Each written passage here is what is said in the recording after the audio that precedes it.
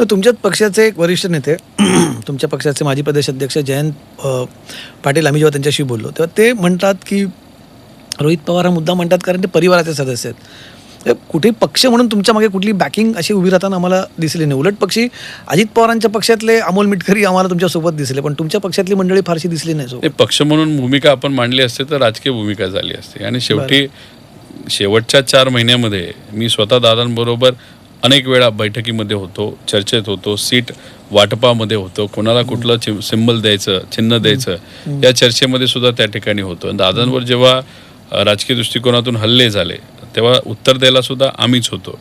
त्यामुळे शेवटच्या काही ह्याच्यात आणि शेवटी एक वेगळं नातं होतं. मध्ये दादांमध्ये आणि आमच्यामध्ये वैचारिक वाद नक्कीच झाला. दादा आमचे नेते होते, पण पवार साहेबांना सोडल्यानंतर नाराजगी माझी होती, मी बोलून दाखवली होते. ठीक आहे, त्यांचं जे काही कारण असेल ते कारण असेल.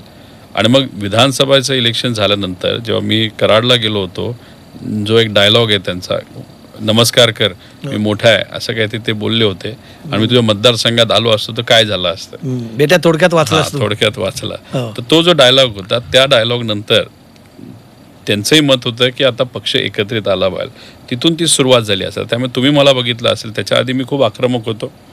आणि मग शेवट जेव्हा चर्चा सुरू झाली तेव्हा मी आक्रमकता माझी बऱ्यापैकी कमी केली होती, कारण चर्चा सुरू होती. आणि मग याच्यात बऱ्यापैकी इमोशनल, म्हणजे पूर्वी माझं लग्न त्यांनी जमवलेलं आहे, मला जिल्हा परिषदचं पहिले तिकीट त्यांनी दिलं, आमदारकीचं तिकीट त्यांनी दिलं आहे. फक्त वैचारिक वाद मध्ये साहेबांना सोडल्यामुळे झाला, अदरवाईज मी त्यांच्या फार तसा जवळ होतो.